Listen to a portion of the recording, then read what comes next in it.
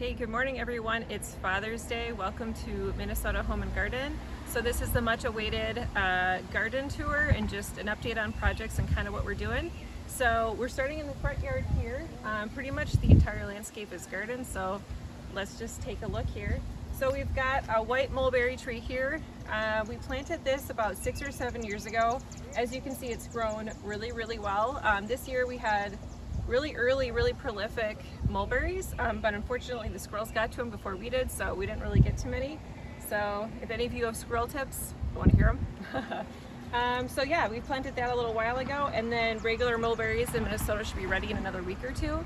Everything has been really early this year and really wet. We're thankful for the rain.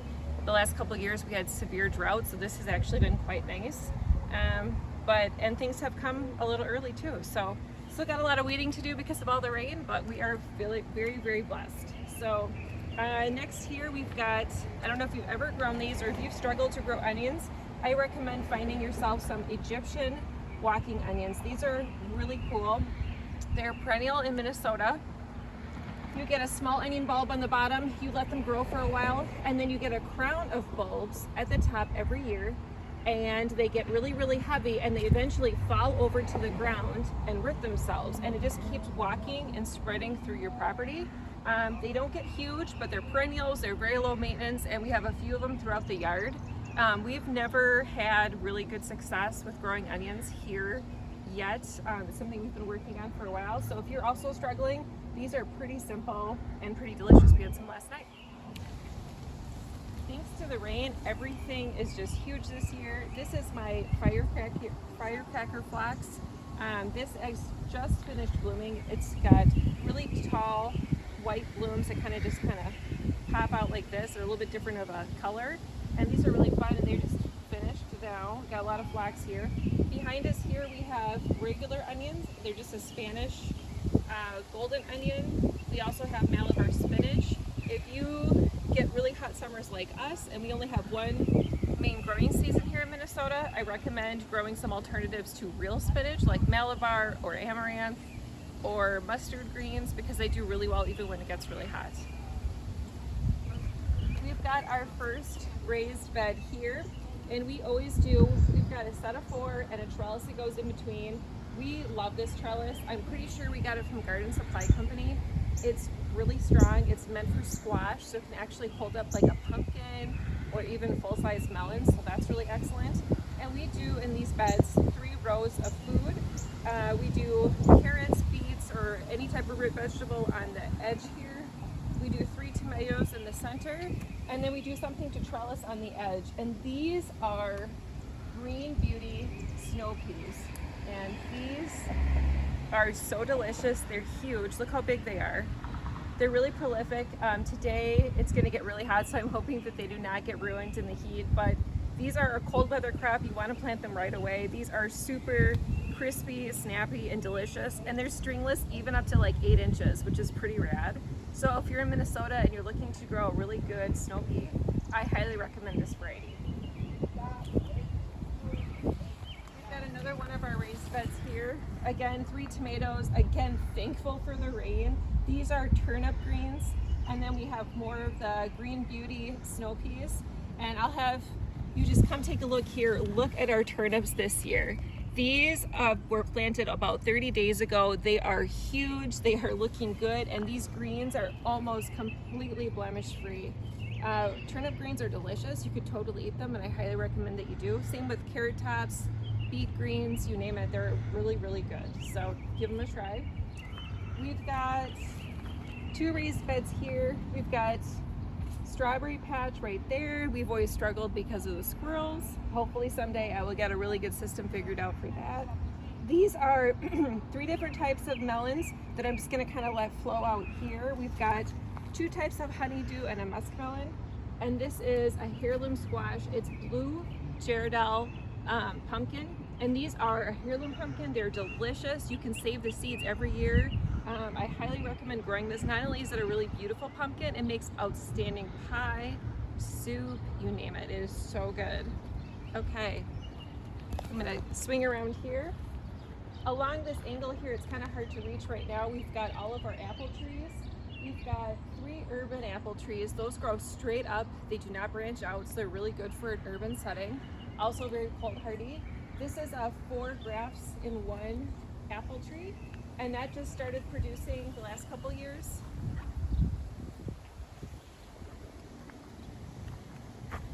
We've got Honeycrisp, Liberty, McIntosh apple, and Spartan. They got a little buggy on us this year. We had a really unusually mild winter and the bugs kind of didn't freeze off like they usually do, which is unfortunate. We've got our last 2 raised beds out front here. Again, 3 tomatoes on each, and we do different varieties. We got sauce tomatoes, cherry tomatoes, plum tomatoes. We like doing lots of slicers and heirlooms. They make excellent sauce. I know a lot of people grow paste tomatoes specifically for sauce, but I highly recommend mixing and doing a variety of tomatoes to make really the most delicious sauce. We got more carrots here, and we're growing Lillian's caseload winter pea, I think. Just like a sweet pea. They're very good. If you really like peas, it's a good one. It tastes delicious. Yeah, it's really good. We've got some cucumbers here and some green beans, trellising some pole beans. We've got 1 zucchini here, and if you've never tried golden beets, I highly recommend. They're super delicious. They're probably my favorite. Yeah. We've got our patio here, and I always do a bunch of pots. We've got tomatillos, basil, dill, brown cherries, jalapenos, more basil, and another pepper and a bunch of basil. The basil is doing so excellent this year. We've already harvested it multiple times, and we made a delicious pesto with fresh basil last night. And then this is our Honeycrisp tree, also producing. And I'll have you come over here real quick. This is a contender peach tree. It's doing excellent this year. We've got countless peaches. They look amazing. We don't spray, and they still look pretty great. Unfortunately, as you can see down here, the squirrels have already kind of gotten to them a little bit, so we're trying to figure that out, and it's kind of topping over, probably because of the rain, but also it's really heavy with fruit this year, so we'll have to kind of figure out a way to stake it up and maybe net it a better way. I know we've got a lot of weeds to take care of. We're working on it, but this is a cup plant, and if you want to come in closer here, we just got a bunch of rain last night. You can see there's just a little bit of water in here, and this is nicely textured. This is perfect for bees, butterflies, all the good stuff to very safely take a drink of water. So if you have a pollinator garden or you want to do something really good for the bees and the butterflies, I recommend getting one of these plants. They do grow tall and bushy. They do sprout a little bit, so you will have to take care of them, but they think they're really good. They're nice. I mean, they're a nice thing to add to your landscape if you want to kind of fence off your area. We've got some rhubarb here and some ground cherries. Most of the rhubarb we just replanted, so we're kind of working on that.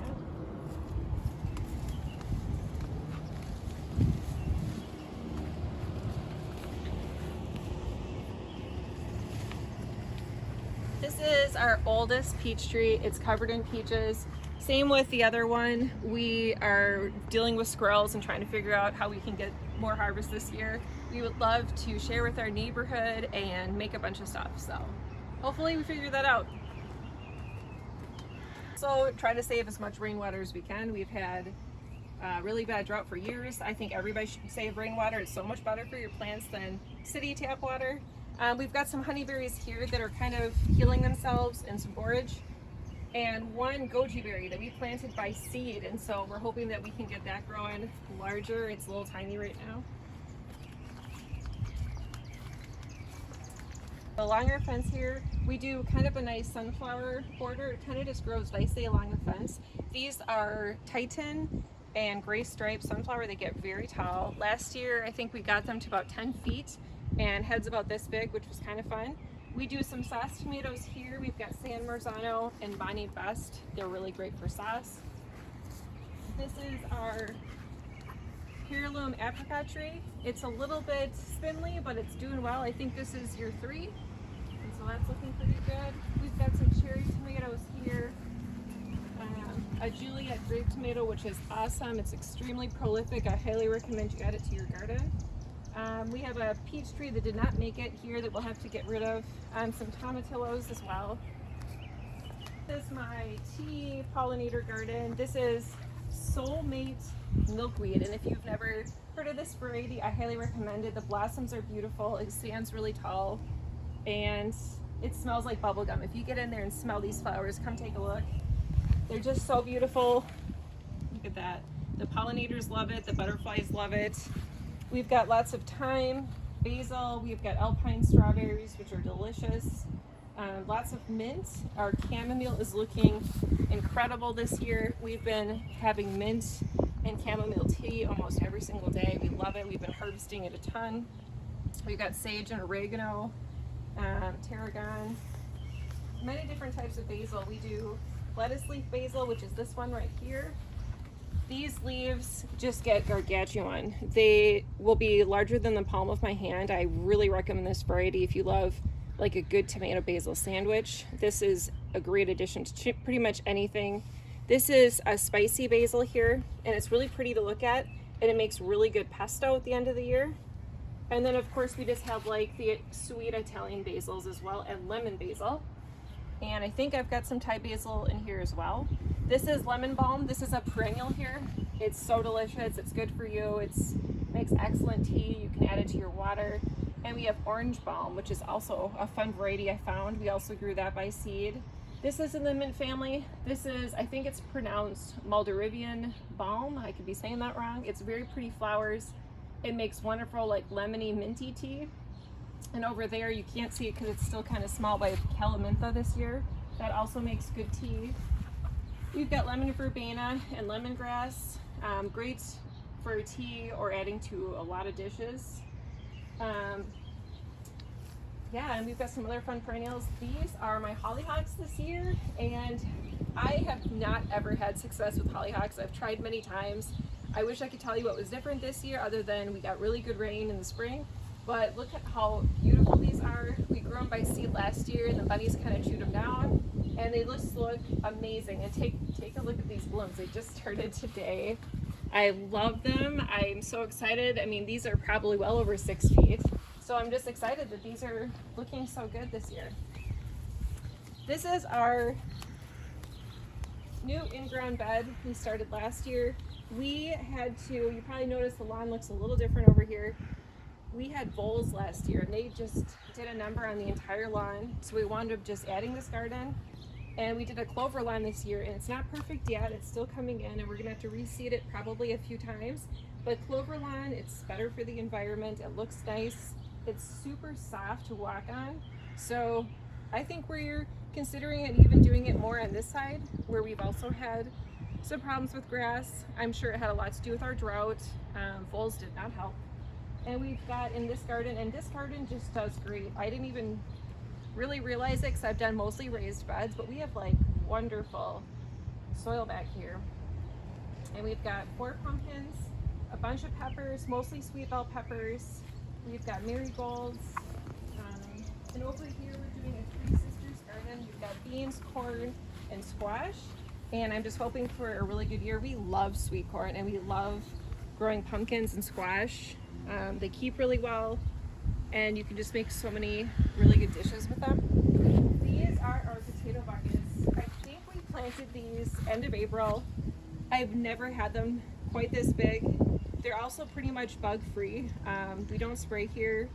We're pretty organic whenever possible, so we're pretty excited. We got these potatoes from our friend Tom, and he has a really good garden, so we're pretty excited to see what we get here. Obviously it's looking pretty good. This is our brassica tunnel. We harvested last night bok choy and golden beauty cabbage, and we made amazing taco salad. You can't see super well in here, but I'll move one of the screens just a little bit. We've got broccoli, cabbage, bok choy, cauliflower, mustard greens. I'll go in here and just take a quick snippet for you.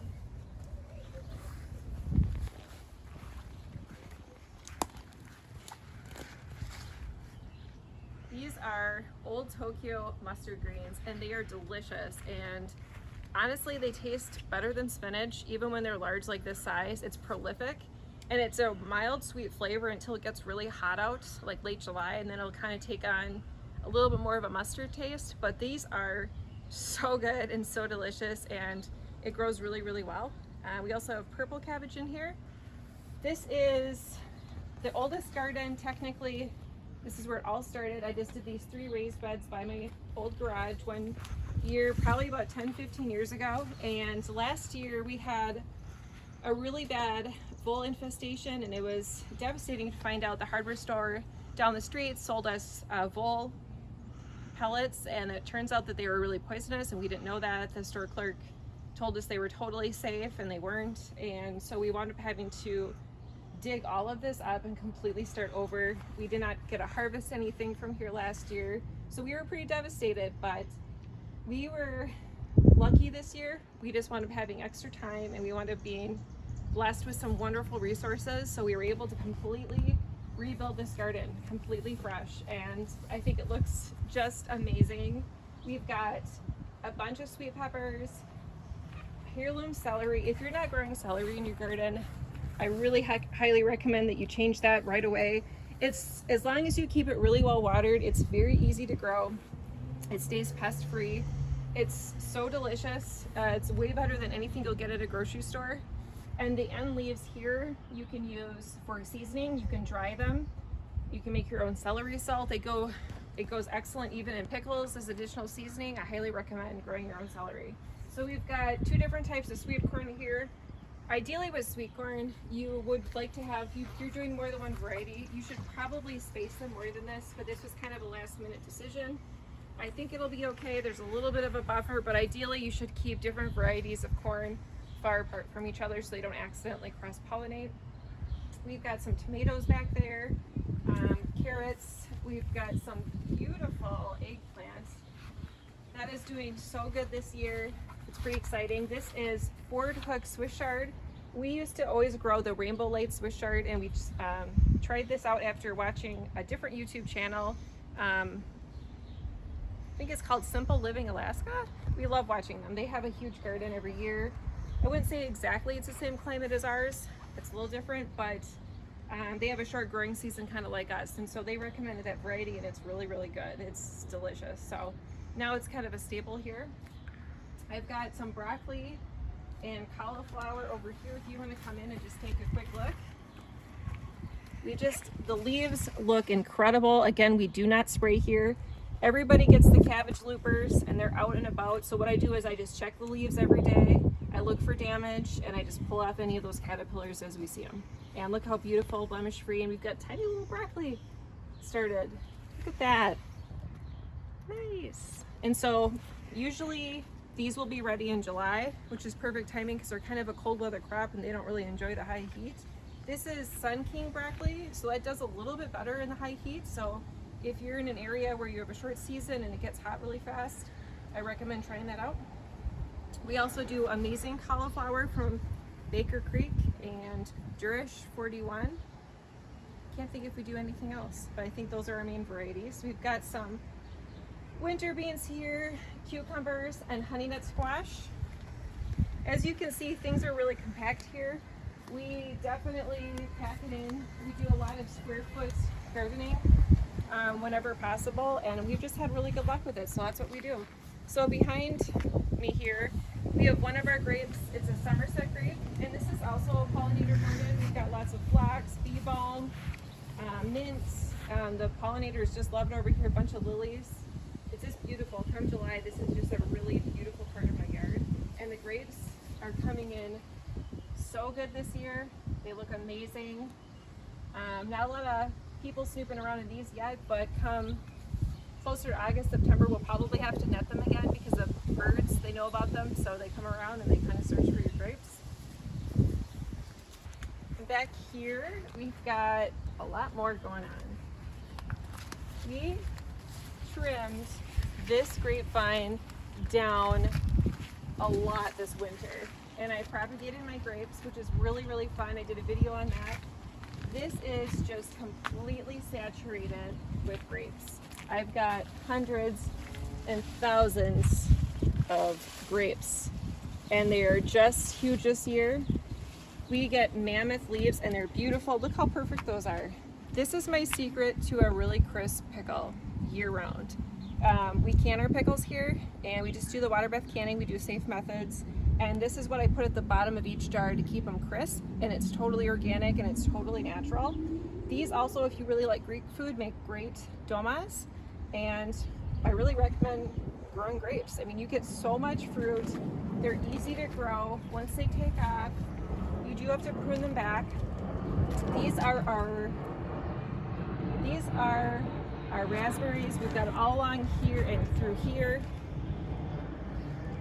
They also grow really well here. As long as you protect them from the bunnies chewing them down in the winter, they do well, and they are almost ready. As you can see, again, kind of like everything else in the garden, everything's coming about a week early, and that's kind of fun. I can't wait for raspberry season. It's going to be a great year for raspberries, and I can't wait to start picking them. Kind of much like everything else, you got to get to it before the birds. And we've got a huge pepper garden here and one eggplant. Peppers and tomatoes and eggplant, they love heat. So if you have a really hot spot in your yard, and that for us it's our driveway in the summer, I highly recommend you try growing your peppers there. Just keep in mind with these really hot temperatures in the driveway, we do sometimes get really hot peppers. Like sometimes our jalapenos are very spicy, which we kind of like, but just kind of keep that in mind if that's not really for you. We also get prolific crops back here, and the rest of these rows here, if you don't recognize it, it's actually sweet potatoes, which are not super easy to grow in Minnesota with our slow growing season, but you can grow them. I recommend starting them yourself indoors. If you look at my Instagram page, I posted some pictures. It's pretty easy. You just put a sweet potato in a jar of water, and you let the roots grow, and then slips come up on the top, and you just slowly take them off and put them in jars of water until the roots grow on the bottom, and then you can plant them. And they're looking really good thanks to the rain. And lucky for us,